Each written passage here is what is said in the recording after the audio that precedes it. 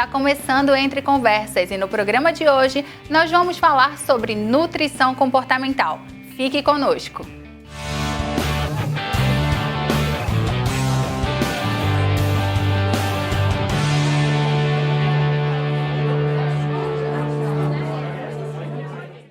Olá, o Entre Conversas está no ar. E no programa de hoje nós trouxemos a nutricionista Evelyn Lima para bater um papo sobre nutrição comportamental e emagrecimento consciente. Olá, Evelyn, tudo bem? Olá, Jade, tudo bem e você? Tudo bem também, obrigada. Evelyn, eu queria começar pedindo para que você explicasse um pouco como que é esse viés da nutrição que visa o comportamento em si. Isso, diferente da nutrição tradicional, a abordagem comportamental ela traz mais um acompanhamento mais próximo ao paciente, né? O foco não fica só nas calorias, no cardápio, na reeducação alimentar, e sim no como o paciente se alimenta, né? E no entendimento das emoções dele, no que ele está descontando na alimentação, os excessos. Então a gente começa a trabalhar em um outro viés, relacionado a emoções e a comportamento. Por falar em calorias, em contagem de calorias, né? A gente vê muito dietas restritas. Quão perigoso é seguir uma dieta restrita, por exemplo, e como isso pode atrapalhar um processo de emagrecimento? Para muitas pessoas, eu acho que a maioria, a questão da restrição acaba gerando mais ansiedade, né? E isso acaba atrapalhando bastante um processo de emagrecimento, inclusive a parte até emocional da pessoa. Então, na abordagem comportamental, a gente não trabalha com a contagem de calorias. É possível? Agora é a pergunta, eu acho que todo mundo faz para si e eu queria que você respondesse. É possível emagrecer sem sofrimento? Com certeza. E é o que a abordagem comportamental traz para a gente, né? É essa conexão com o seu corpo. Né, o entendimento do seu corpo, o amor em se nutrir, e entender os seus sinais de fome, de saciedade, acolher essas emoções com respeito, e aí a gente vai conseguindo ir reduzindo a quantidade de alimentos. Porque hoje o que faz muitas pessoas ganharem peso é o descontar as emoções na alimentação, né? Uma busca pelo prazer na alimentação também, que é onde as pessoas acabam exagerando. Então, se conhecer seria um ótimo caminho a ser seguido. Exatamente. O autoconhecimento, né, Jade? É preciso também entender que emagrecer saudável é um processo que leva tempo, né, Evelyn? Eu vejo muitas pessoas buscando imediatismo ou tentando fazer dietas e achando que em uma semana vai recuperar uma vida inteira de hábitos ruins. E entender que esse processo leva tempo está dentro desse modelo de nutrição comportamental, né? Exatamente. O processo exige uma certa paciência, né? Que é realmente um processo de conhecer o corpo, de entender, de se nutrir. Diferente de uma nutrição talvez mais tradicional ou das dietas restritivas, o processo de emagrecimento é um pouco mais lento, mas é um resultado sustentável. As dietas restritas ditam o que a gente pode comer, né? E aí uma escapada ou outra acaba fazendo com que a gente se sinta culpado. Como amenizar esse sentimento, por exemplo? Na abordagem comportamental, que é onde eu trabalho, não tem essas regras. Né? É o paciente entender o que ele precisa se nutrir naquele momento. Então já não gera esses pensamentos de frustração. Porque você seguir um cardápio, seguir uma dieta restritiva, você sair um pouquinho, já vem essa cobrança, né? Então a gente precisa aprender a ser mais flexível e entender que o emagrecimento vai fazer parte, vai ser sustentável quando aquela alimentação fizer parte da sua rotina. Evelyn, quão errado é se comparar?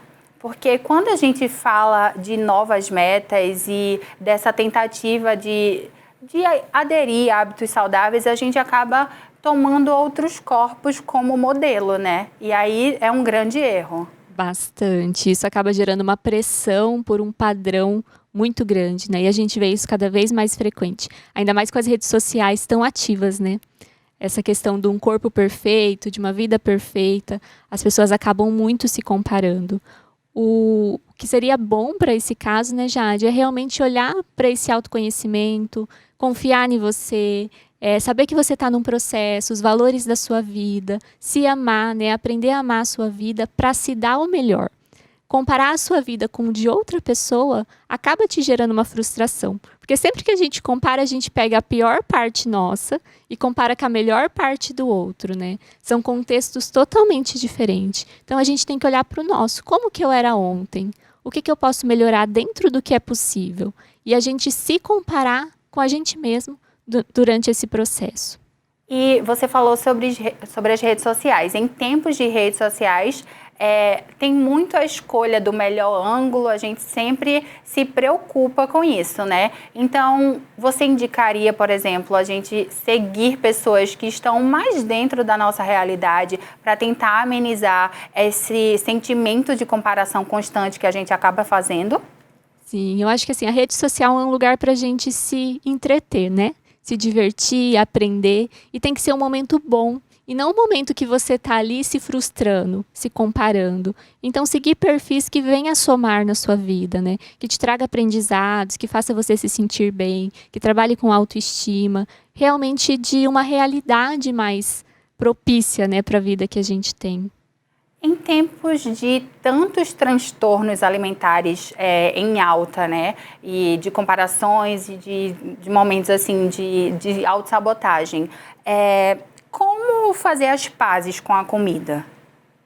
A gente tem que olhar bastante para a forma que a gente pensa sobre a comida, né? Tirar aqueles julgamentos da comida. Esse pode, esse não pode, esse engorda, aquilo emagrece. Quando a gente começa a amenizar esses pensamentos, a gente começa a fazer as pazes com a comida. E aí a gente consegue ter uma relação mais em paz realmente com a alimentação e, consequentemente também com o nosso corpo, né?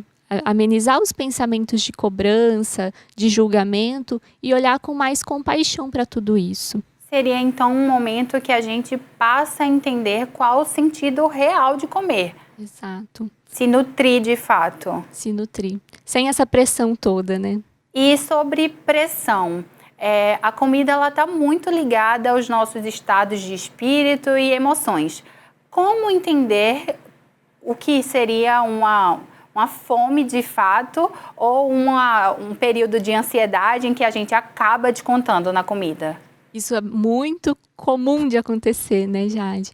A fome, normalmente, ela traz alguns sintomas físicos, né? Então, às vezes, a pessoa sente um estômago roncando, uma dorzinha no estômago, uma dorzinha de cabeça, uma fraqueza. Essa seria a fome.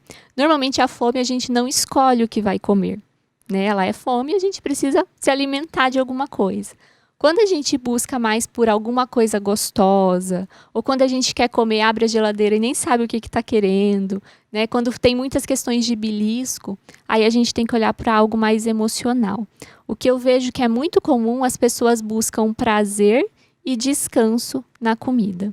Então, quando tem um dia muito estressante, tem aquela questão, eu mereço porque o dia foi difícil, né? E a gente tem que olhar para outras fontes de prazer. E o que mais você merece? Além da comida. Talvez um banho, talvez um descanso no sofá, talvez ouvir uma música. Ou talvez até uma atividade física, né? Exato. Que a gente consiga tirar da gente toda aquela tensão e deslocar isso para um outro lugar. Exato. Acaba criando um hábito de descontar essas emoções na comida. E é aí que muitas pessoas acabam ganhando peso.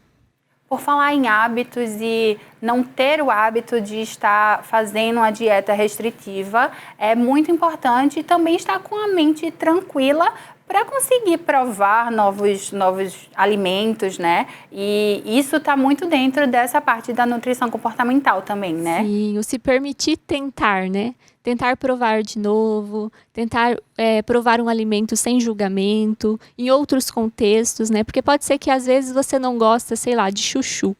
Mas um dia que você comeu chuchu não foi tão bom. Mas e hoje? Como que vai ser provar o chuchu de novo? Né? Então, se permitir ter esse contato com os novos alimentos também.